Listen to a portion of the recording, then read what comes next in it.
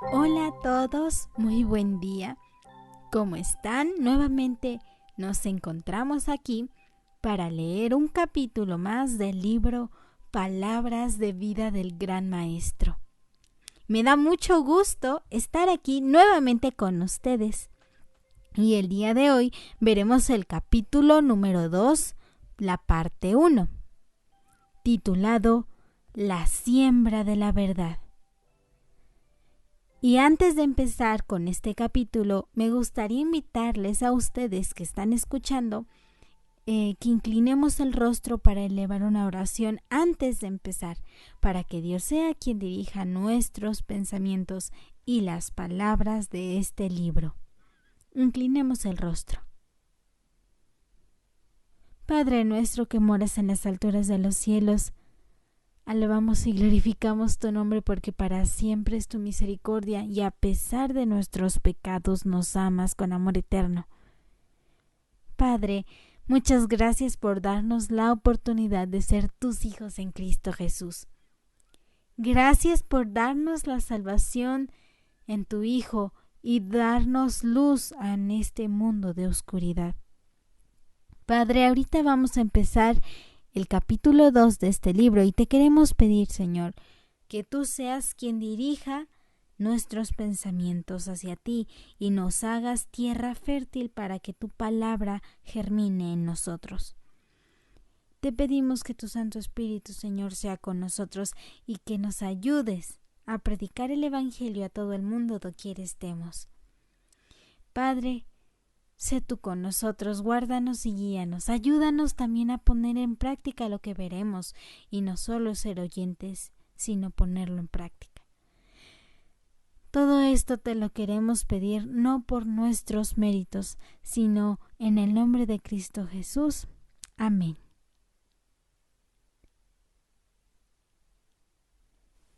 Bueno, dice así.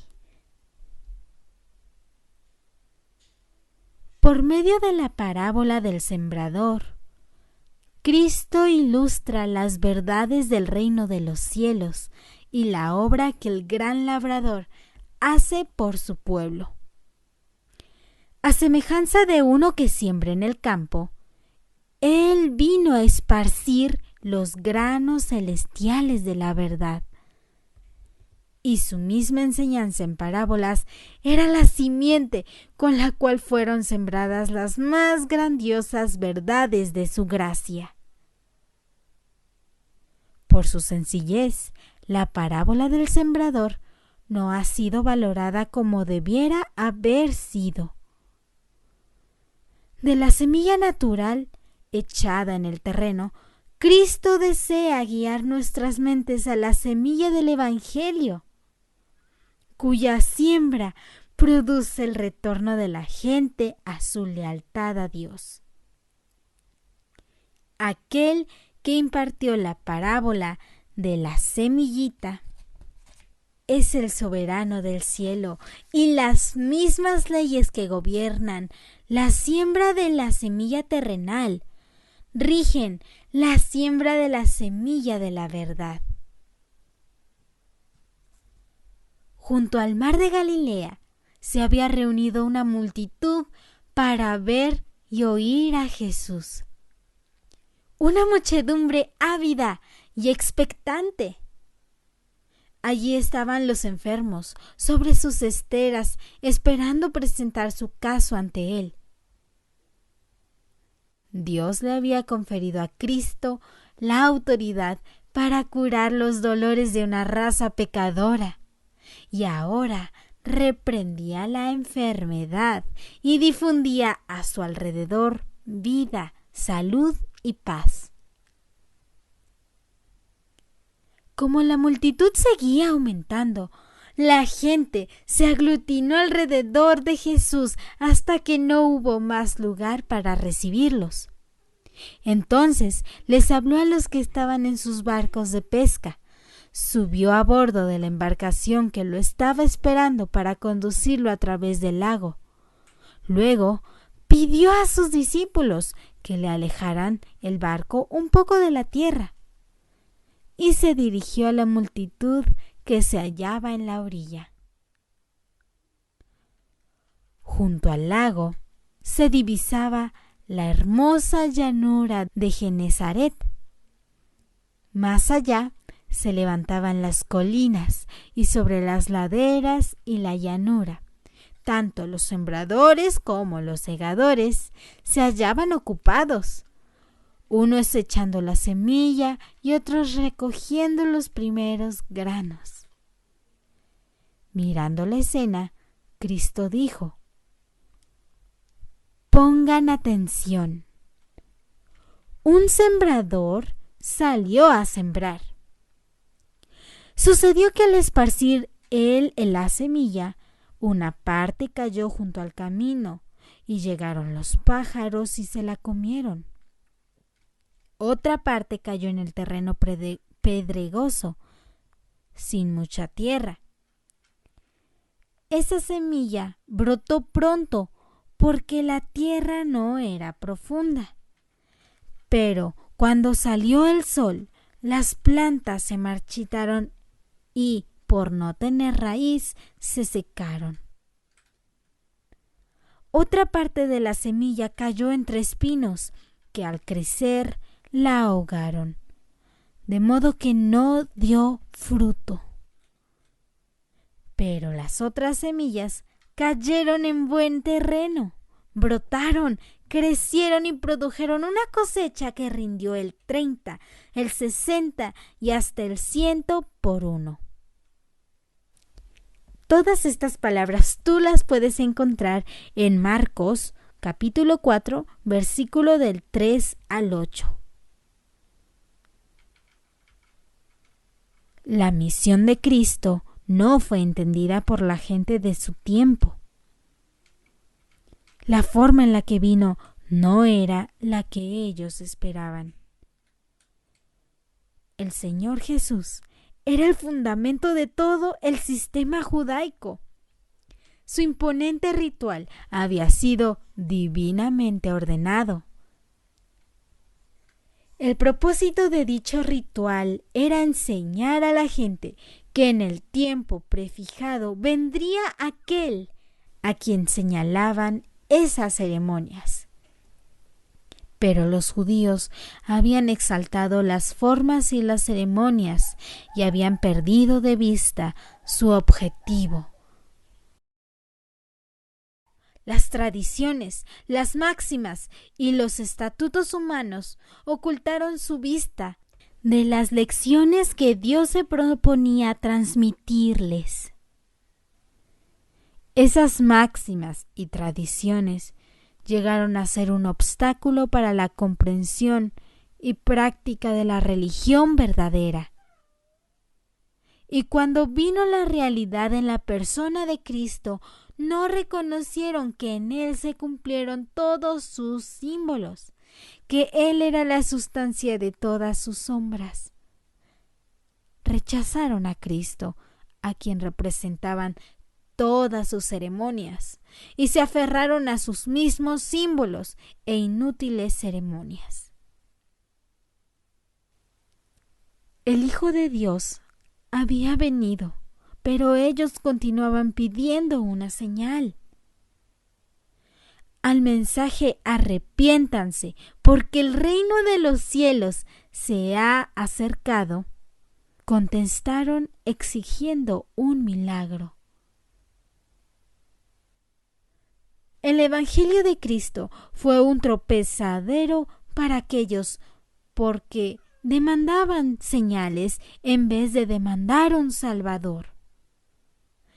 Esperaban que el Mesías demostrara sus aseveraciones mediante poderosos actos de conquista para establecer su imperio sobre las ruinas de los imperios terrenales. Cristo contestó a esta expectativa contando la parábola del sembrador. El reino de Dios triunfaría no por la fuerza de las armas ni por violentas interposiciones, sino por la implantación de un nuevo principio en el corazón de la humanidad. En Mateo 13:37 dice: El que siembra la buena semilla es el Hijo del Hombre. Cristo había venido no como un rey, sino como un sembrador, no para derrocar imperios, sino para esparcir semillas, no para darle a sus seguidores triunfos terrenales y grandeza nacional, sino una cosecha que debe ser recogida después de haber trabajado con paciencia en medio de pérdidas y de desengaños. Los fariseos percibieron el significado de la parábola de Cristo, pero para ellos su lección era ingrata. Aparentaron no entenderla. Esto hizo que, a ojos de la multitud, un misterio todavía mayor ciñera el propósito del nuevo maestro, cuyas palabras habían conmovido tan extrañamente su corazón y chasqueado tan amargamente sus ambiciones. Los mismos discípulos no habían entendido la parábola, pero su interés se despertó. Acudieron a Jesús en privado y le pidieron una explicación. Y este era el deseo que Cristo quería despertar, a fin de poder darles instrucción más definida. Él les explicó la parábola, como también aclarará su palabra a todo aquel que lo busque con sinceridad de corazón.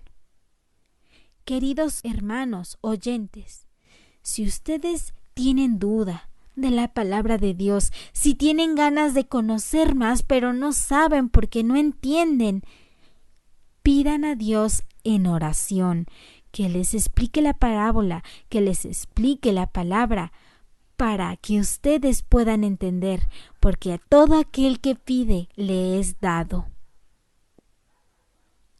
Aquellos que estudian la palabra de Dios con corazones abiertos a la iluminación del Espíritu Santo no permanecerán en tinieblas en cuanto a su significado.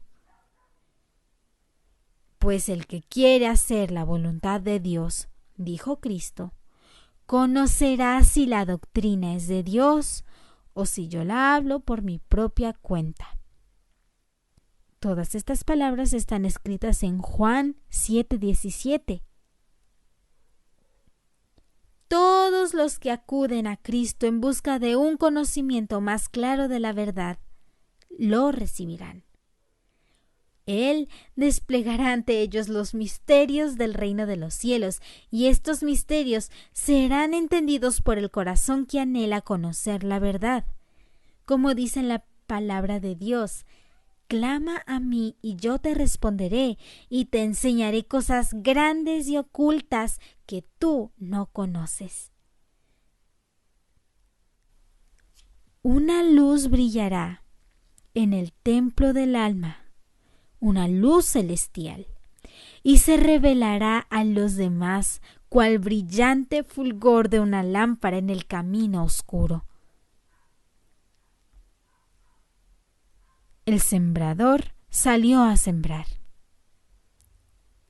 En el oriente, el estado de las cosas era tan inseguro y había tan grande peligro de violencia que la gente vivía principalmente en ciudades amuralladas, y los labradores salían diariamente a desempeñar sus tareas fuera de los muros. Así Cristo, el sembrador celestial, salió a sembrar, dejó su hogar de seguridad y paz, dejó la gloria que él tenía con el Padre antes de que el mundo existiera, dejó su puesto en el trono del universo. Salió como uno que sufre, como uno tentado. Salió solo para sembrar con lágrimas, para esparcir su sangre, la semilla de vida para el mundo perdido. Sus servidores deben salir a sembrar de la misma manera.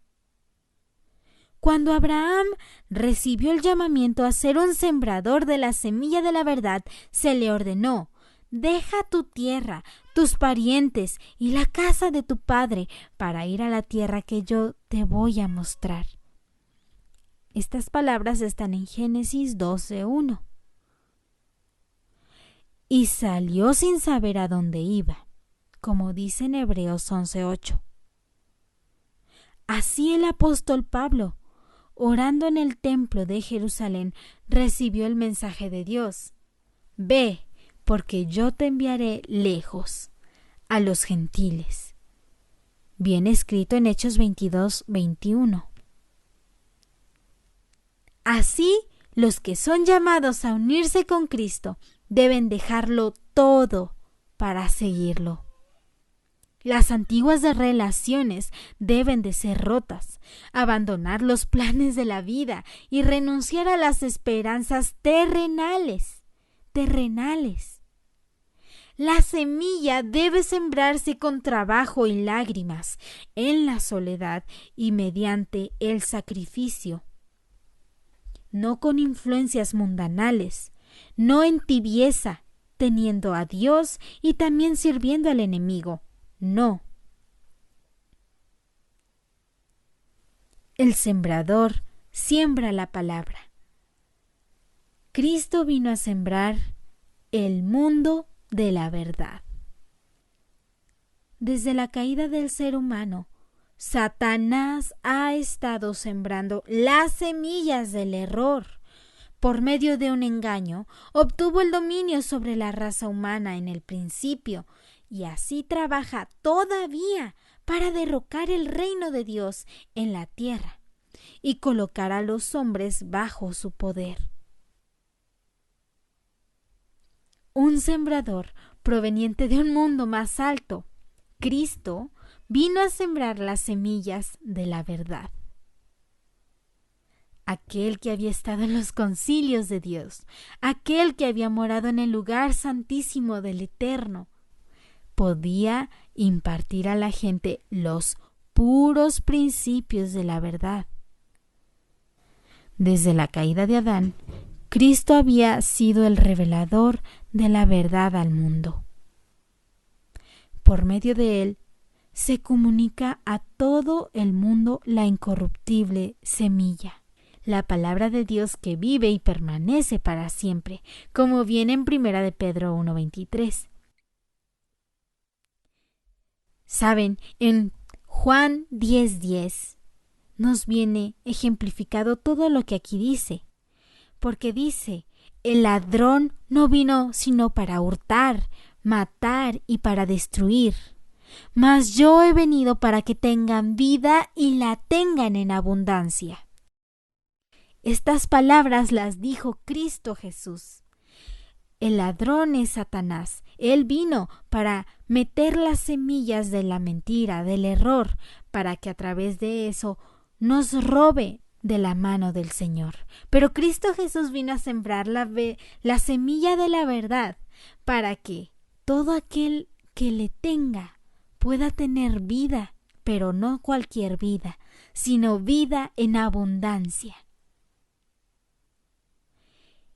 En aquella primera promesa pronunciada a nuestra raza caída en el Edén, Cristo estaba sembrando la semilla del Evangelio. Pero la parábola se aplica especialmente a su ministerio personal entre la gente y a la obra que de esa manera estableció. La palabra de Dios es la semilla. Cada semilla tiene en sí un poder germinador. En ella está encerrada la vida de la planta.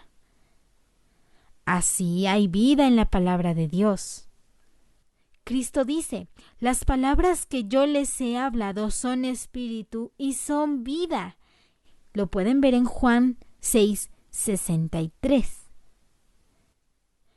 Y en Juan 5:24 dice: el que oye mi palabra y cree al que me envió, tiene vida eterna. En cada mandamiento y promesa de la palabra de Dios se halla el poder, la vida misma de Dios, por medio de los cuales pueden cumplirse el mandamiento y la promesa. Aquel que por la fe recibe la palabra de Dios está recibiendo la misma vida y el mismo carácter de Dios. Cada semilla lleva fruto según su especie. Si se siembra la semilla en las debidas condiciones, desarrollará su propia vida en la planta.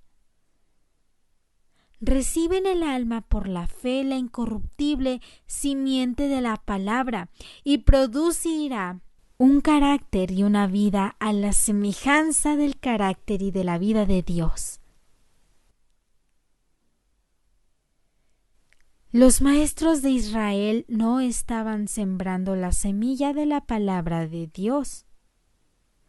La obra de Cristo como Maestro de la verdad se hallaba en marcado contraste con la de los rabinos de su tiempo.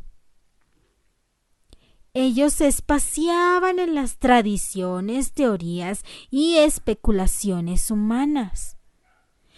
A menudo colocaban lo que alguien había enseñado o alguien había escrito acerca de la palabra en lugar de la misma palabra.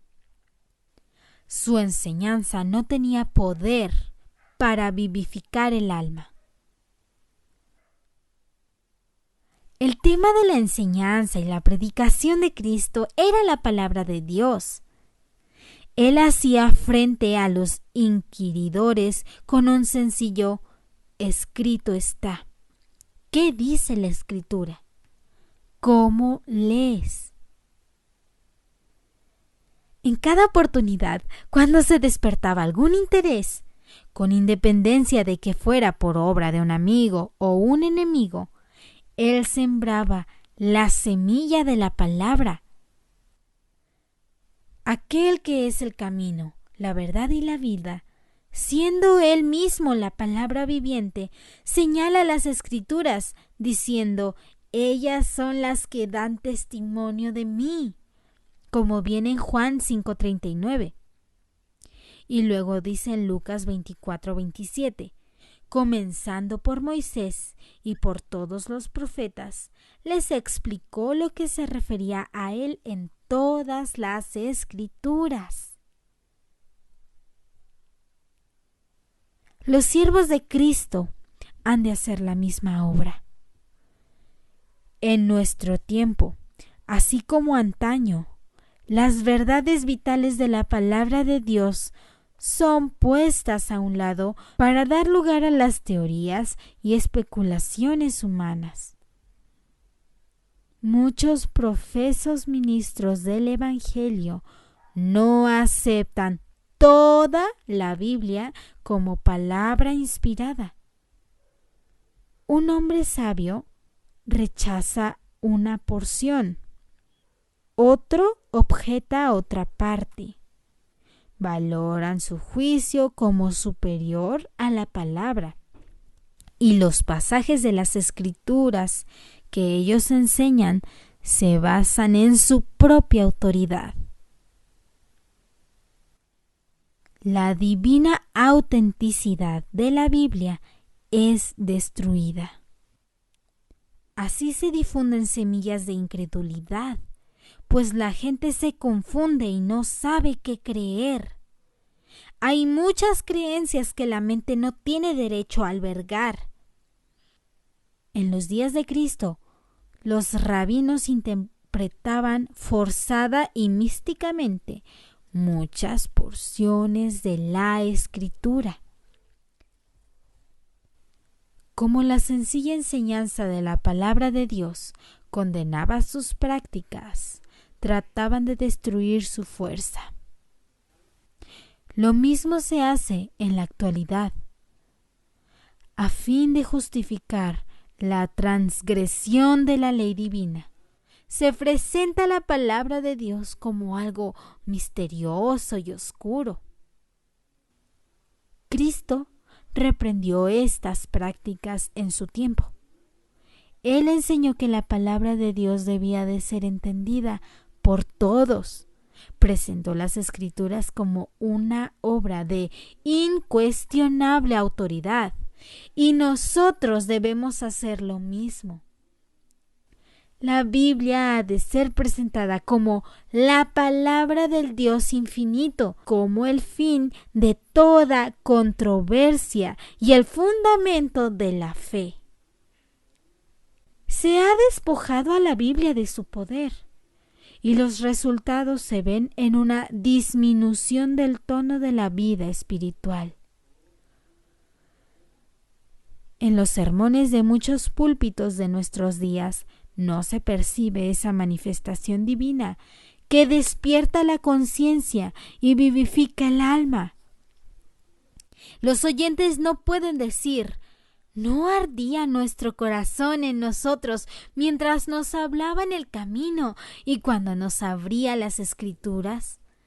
Como viene en Lucas 24:32. Hay muchas personas que están clamando por el Dios vivo y anhelan la presencia divina. Las teorías filosóficas o los ensayos literarios, por brillantes que sean, no pueden satisfacer el corazón. No pueden. Los acertos e invenciones humanas no tienen ningún valor. Que la palabra de Dios hable a la gente.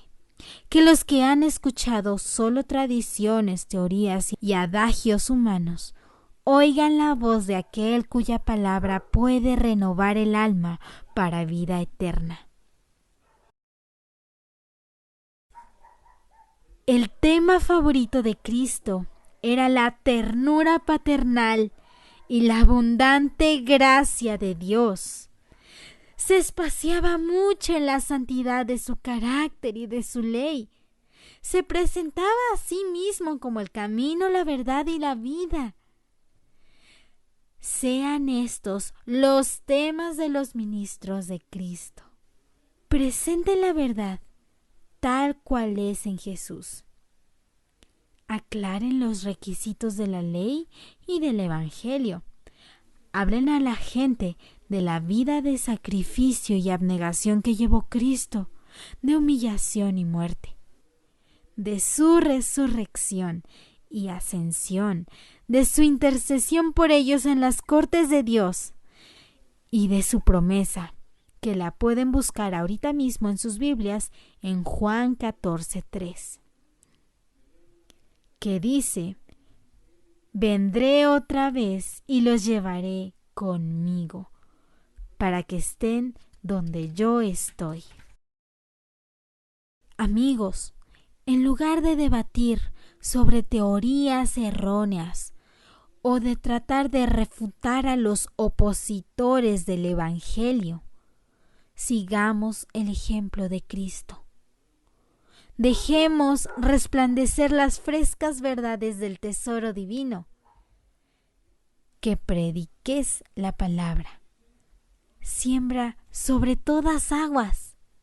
Que instes a tiempo y fuera de tiempo. El que reciba mi palabra, que la proclame con fidelidad. Si hemos recibido la palabra de Dios y ha llegado a nuestras vidas, hay que proclamarla también con fidelidad. Sembrar sobre todas aguas, instar a todos fuera y a tiempo. ¿Qué tiene que ver la paja con el grano?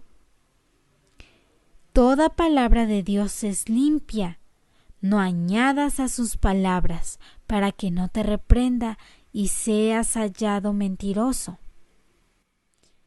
Todos estos versículos los puedes buscar en 2 de Timoteo 4:2, también en Isaías capítulo 32 versículo 20, en Jeremías 23:28 y en Proverbios capítulo 30 versículos 6 y el 5 también.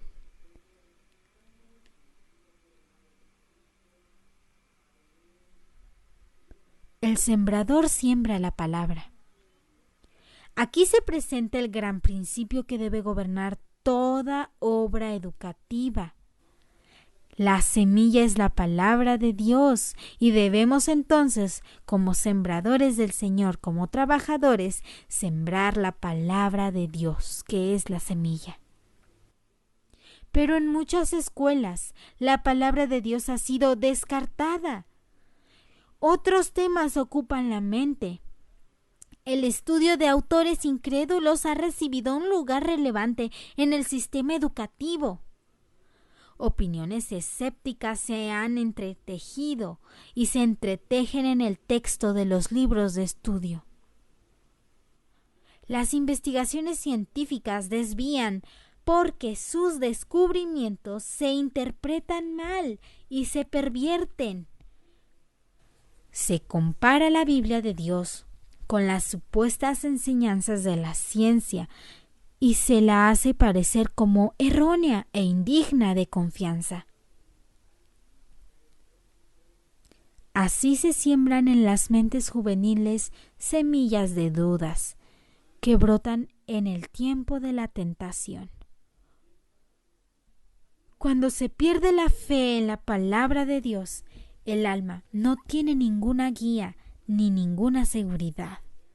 La juventud es arrastrada a senderos que alejan de Dios y de la vida eterna.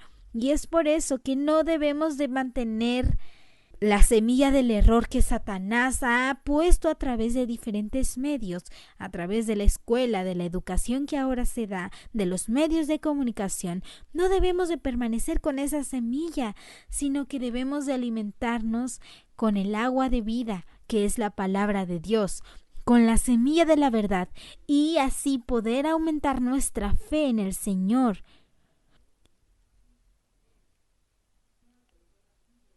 A esta causa debe atribuirse en gran medida la depravación generalizada en el mundo moderno. Cuando se descarta la palabra de Dios, se rechaza su poder de refrenar las pasiones perversas del corazón humano. Los que siembran para la carne, de la carne cosecharán corrupción. Además, en esto estriba la gran causa de la debilidad y deficiencia mentales. Al apartarse de la palabra de Dios para alimentarse de publicaciones escritas por personajes no inspirados, la mente llega a empequeñecerse y a degradarse con las cosas de este mundo, vanas y terrenas. No se pone en contacto con los profundos y amplios principios de la verdad eterna.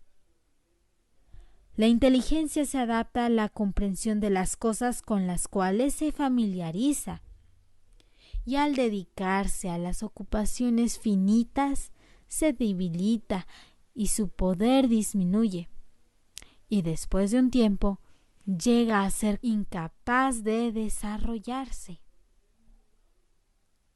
Todo eso es falsa educación. La obra de cada maestro consiste en fijar en la mente de la juventud las grandes verdades de la palabra inspirada. Esa es la educación fundamental para esta vida y para la vida venidera. Y no se crea que esto impedirá el estudio de las ciencias o dará como el resultado de una educación incompleta. Al contrario, el conocimiento de Dios es tan alto como los cielos y tan amplio como el universo. No hay nada tan ennoblecedor y vigorizante como el estudio de los grandes temas que conciernen a nuestra vida eterna. Traten los jóvenes de comprender estas verdades divinas, y sus mentes se ampliarán y se vigorizarán con el esfuerzo. Esto colocará a todo estudiante que sea un hacedor de la palabra, cuando pues está en contacto con la palabra, pero cuando trata de comprenderla. En un campo de pensamientos más amplios va a ayudar y le asegurará una imperecedera riqueza de conocimiento. La educación que puede obtenerse por el escudriñamiento de las Escrituras es un conocimiento experimental del plan de salvación. Tal educación restaurará la imagen de Dios en el alma, fortalecerá y robustecerá la mente contra la tentación y habilitará al estudiante para ser un colaborador de Cristo en su misión de misericordia al mundo. Lo convertirá en un miembro de la familia celestial y lo preparará para compartir la herencia de los santos en luz, que es en Cristo Jesús, como viene en Colosenses 1:12. Queridos jóvenes, queridos amigos que están estudiando, que se encuentran en la prepa, secundaria, primaria, bachillerato, doquiera se encuentren, la educación de las Sagradas Escrituras es un conocimiento muy amplio, como el universo, muy alto, ennoblecedor y vigorizante. También les ayudará a comprender más las cosas, tener un pensamiento más amplio, y eso les dará una imperecedera riqueza de conocimiento, pues el conocimiento del Altísimo es el principio de la sabiduría. El que enseña verdades sagradas puede impartir únicamente aquello que él mismo conoce por experiencia. El sembrador salió a sembrar su semilla. Cristo enseñó la verdad porque Él era la verdad. Su propio pensamiento, su carácter, la experiencia de su vida estaban encarnados en su enseñanza. El amor. Lo mismo debe ocurrir con sus siervos. Aquellos que quieren enseñar la palabra deben hacerla suya mediante una experiencia personal con Dios. Deben de saber qué significa tener a Cristo hecho para ellos sabiduría, justificación, santificación y redención, como viene en 1 Corintios 1:30. Al presentar a los demás la palabra de Dios, no han de hacerlo como si fuera una suposición o un tal vez, o como si fueran fábulas o cuentos. Deben de declararlo como el apóstol Pedro lo dijo, en 2 de Pedro, capítulo 1, versículo 16, que dice: La enseñanza que les dimos no consistía en cuentos inventados ingeniosamente, pues con nuestros propios ojos vimos al Señor en su grandeza. Cada ministro de Cristo Jesús y cada maestro deben poder decir como el amado Juan: porque la vida fue manifestada y la hemos visto, y testificamos y os anunciamos la vida eterna, la cual estaba con el Padre y se nos manifestó, como viene en 1 de Juan 1:2. Para finalizar, me gustaría que inclinemos el rostro para elevar una oración al Señor. Padre nuestro que moras en las alturas de los cielos, gracias y alabado sea tu santo nombre porque nos has dado la oportunidad de conocerte a través de tu palabra, nos has dado la semilla en tu palabra. Gracias porque a pesar de que nos equivocamos, a pesar de que erramos y a veces somos necios, tú nos perdonas y nos das tu misericordia. Señor, no somos dignos de ninguna bendición, pero sin embargo tú nos das todo por gracia. Y es por eso que te queremos pedir en esta tarde, en este día, que tú seas con nosotros, que nos ayudes a poner en práctica la palabra que has plantado en nuestros corazones. Y por favor, ayúdanos a vencer toda prueba y toda tentación que venga a nuestra vida. Padre, solos no podemos vencer, pero todo lo podemos en Cristo Jesús que nos fortalece. Señor, ayúdanos a vencer, ayúdanos a ponerte en práctica y a predicar de tu evangelio que a su vez nos has dado con tanto amor y con tanta gracia.